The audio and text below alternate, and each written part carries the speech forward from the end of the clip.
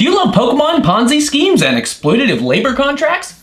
Then you'll love AXIE Infinity, the cutest Ponzi scheme on the market today. AXIE Infinity is a digital collectibles game centered around collecting, training, raising, and battling fantasy creatures called Axies. The Pokemon-inspired NFT game AXIE Infinity has become the #1 non-fungible token, or NFT, with over 19,000 active monthly users on the Ethereum blockchain. First developed in Vietnam, where it was initially a browser-based idle game, the developers made a major revamp in December 2019 that turned it into an active turn-based RPG with a collectible trading card and monster breeding component. In order to start, the game requires you to have a team of at least 3 Axies. This means that you'll have to buy these 3 Axies before you can try the game out. Now, this is a huge barrier to entry, as each Axie is going for at least $200 as of the time of filming, meaning you'll have to pay at least $600 before you can start playing. But a competitive team will likely run you between $800 and $1,500. That's a lot of money for someone like you. So why get involved? For the money. I gotta do it, man. With an initial investment that high, is it even possible to get a return? Right now, absolutely. But my advice, if you're gonna do it, make some money and then get out as soon as possible. I'm done. You just give me my money and you and we're done. These prices are so high because new players are buying in all the time. It's the same way that a Ponzi scheme makes money. As more and more capital flows into the system, the price goes up and up and up, and the people that are rewarded are the people that have been around for a long time. New investors pay old investors until there stops being new rubes to scam. Then the bottom falls out. And who knows when that will happen. Now, the Axie team theoretically has a plan to lower the barrier to entry by introducing non-breedable Axies, which don't have the same earnings potential as breedable Axies. So that will start to bring the price down to sustainable levels, hopefully, but it's still an open question whether or not the game will be fun and competitive to play when it's not explicitly pay to win. I'm personally gonna wait to get in when the barrier to entry isn't quite so high, but if you wanna jump in, then there are basically 3 ways to make money, so cross your fingers and hope you make back your investment before you're left holding the bag. First, buy and breed Axies to sell. Like I said before, you can buy a team of Axies from the marketplace. Each Axie has its own genetic traits that determine the kind of stats and attacks that the Axie has in combat.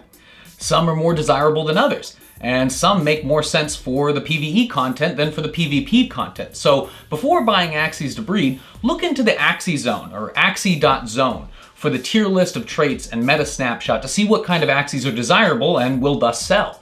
Each Axie can only breed 7 times, so make sure to check the breed count before purchasing.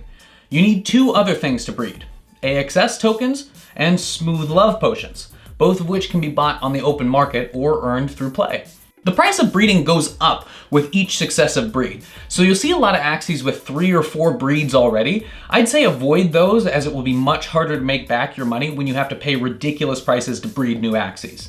Then, once you have your Axie eggs, you can either sell them directly or hatch them and sell the Axie once it has definite genetic traits. The second way to make money: farm smooth love potions, or SLP. Smooth love potions are what motivates the Axies to, bump uglies, do the no pants dance. So there is a natural demand for breeders to buy SLP. These are earned exclusively through play. Completing the PvP campaign missions and fighting in the arena both award SLP at various levels. You can expect to get around 5 per match starting out from what I've seen, and as of the time of filming, they're going for about 17 cents a pop, which works out to an alright hourly rate if you play well. You can either sell them on the open market or use them to get your Axies into the bone zone, which leads me to my third way to make money with Axies: the scholarship program.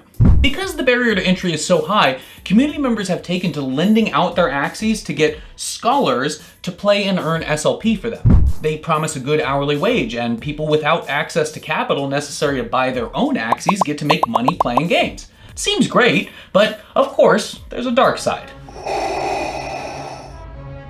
There's no guarantee that you'll be paid by these scholarship providers, and there's stories floating around of people being scammed out of weeks of their time with no reward.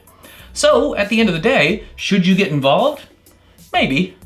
I'd be careful before investing your life savings, but if you have the money to throw around, then there may be upside.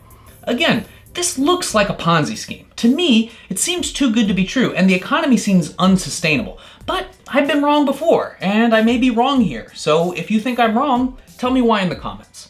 If you found this overview helpful, then leave a like and think about subscribing if you want to see more crypto news, reviews, and analysis. If you subscribe, then comment "I subscribe" to be entered in our monthly giveaway, where we'll be giving away tokens, wallets, and much more. Remember that investing is risky, so always consult your financial advisor before making any big moves. I'm Crypto Bo. Thanks for watching. Stay safe out there. Now get those Axies a fuck.